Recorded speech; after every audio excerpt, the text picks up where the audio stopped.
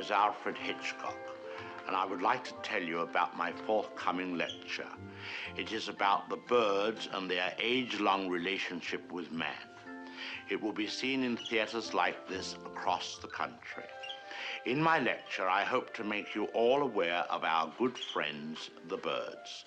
Theirs is a noble history, and through it all, man has played a conspicuous part. This cave drawing is one of man's earliest sketches of his feathered friend. One can see at once the loving care with which the artist depicted his subject.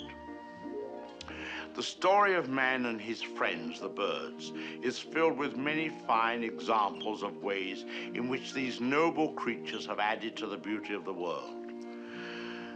Take this plumed hat from the period of Charles I.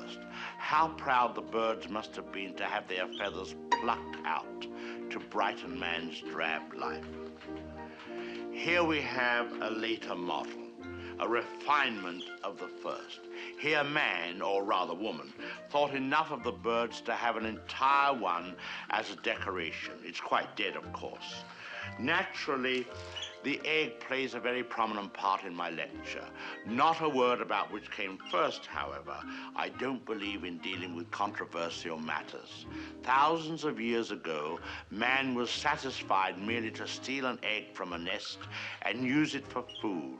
Now he has perfected this process by imprisoning each hen in a separate cage and by scientifically manipulating the lights so that she doesn't fall into the rut of the old 24-hour day. Thus, he can induce the bird to reach fantastic heights of egg production. Originally, there were many varieties of birds on Earth. Some have become extinct. The great auk, the passenger pigeon, and the famous dodo bird have all disappeared. Actually, they didn't exactly disappear. They were simply killed off, but of course, this is nature's way. Man merely hurries the process along whenever he can be of help. Man and birds have been responsible for a great many advances in our civilization. For example, the bird was the inspiration for the invention of gunpowder, and it was his speed that brought about the development of the shotgun. But man has not been unmindful of his debt to the bird. We have honored our feathered friends in many ways. We cage birds and show them off proudly in most of our zoos. And the turkey is traditionally our guest of honor at Thanksgiving. I suspect you never realized that if it weren't for birds, even some of our pastimes would suffer noticeably. Duck hunting, for example.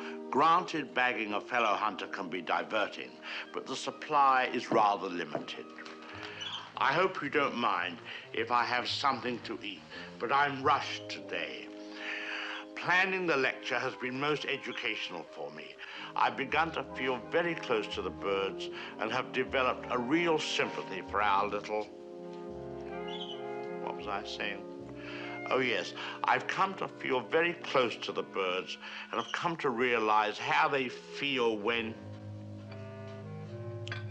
I don't think I'll eat just now. Hardly proper with all of you here. Surely the birds appreciate all we've done for them. Don't you? Beautiful cage, fresh water, no other birds to bother you, none of that blinding sunlight. Oh! Now, why would he do that? Most peculiar. What on earth?